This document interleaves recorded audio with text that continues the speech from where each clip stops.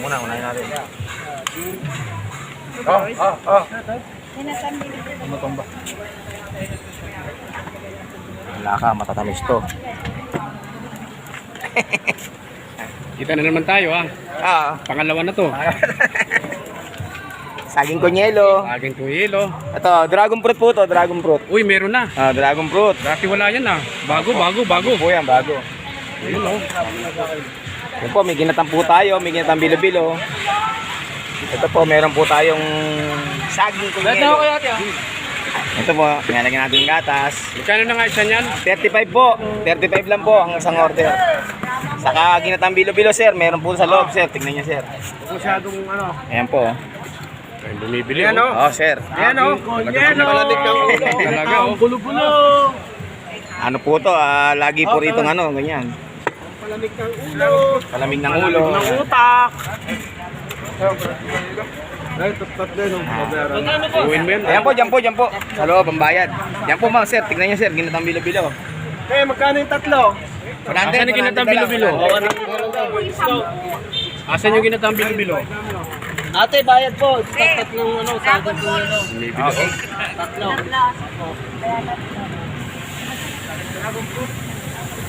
Anong YouTube niya, sir? Ayan, Dinis. Okay. Makikita mo, Dinis. Dinis pala. Mario. Ano yan? Yelo pa. Ayan. Ay, paling yelo. Uy, may tawad pang yelo. Libre po yan. Pagka walang problema po yan. Grabe Pagka matabang po, lalagyan pa natin ng gatas ulit. Grabe. Anli ano? Hindi po yan. Anli. Ano?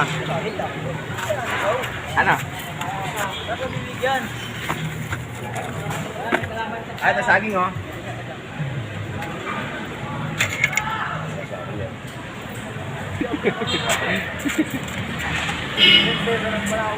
Hello.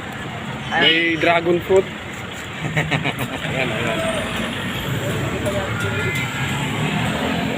Dito lang po yung makikita sa Banawi sila po ay mag-asawa, nagtatricycle lang at mayroon silang bilo-bilo at mais kunyelo, banana kunyelo at saka yung bago nila dragon fruit na may gatas Ano bang tawag dapat doon? Dragon fruit kunyelo At yun, dito lang tayo napwesto sa Megidli dahil wala tayong dalang tripod at nakisalampak lang tayo dito sa hulihan ng motor.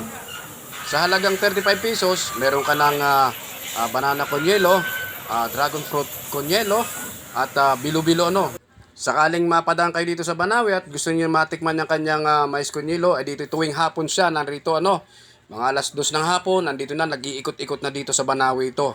Yung dalawang mag-asawa na to na nagtitinda nito. Hindi sila uma-absent sa araw-araw at araw-araw yung matitikman ng kanilang masarap na banana kunyelo at saka yung kanilang the best na tawag doon, bilo-bilo. Ginataan, halo-halo. At yun nga, may bago ngayon silang dinagdag yung dragon fruit kunyelo at saka minsan daw meron siyang avocado So kung ano yung putas na meron at mura na pwedeng gawing na ganito, ayun, ginagawa nila dinadagdag nila sa kanilang paninda. Pero ang kanilang the best dito ay yung kanilang banana kunyelo at saka yung kanilang bilo-bilo. Ginatang halo-halo nila. Biruin mo, halo-halo. Ginatang halo-halo. Mayroon din bang yun? Di ba meron din yung yelo? Halo-halo, di ba? Pero hindi, yung kanila, yung may ginataan naman, Kung gusto niyo itong matikman, dito lang po ito sa Banawi Street, Quezon City, Yung 35 pesos mo, tatapatan ng ganito. Sobrang nakakabusog talaga.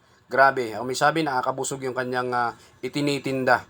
Sa halagang 35 pesos, hindi lang pampalamig sa mainit na panahon, kundi talagang nakakabusog ang kanilang itinitinda. At muli po, maraming salamat po sa panonood ng aking mga ina-upload na video. Pwede po kayo mag-comment para ma-shoutout ko po kayo kung tagasan po kayo.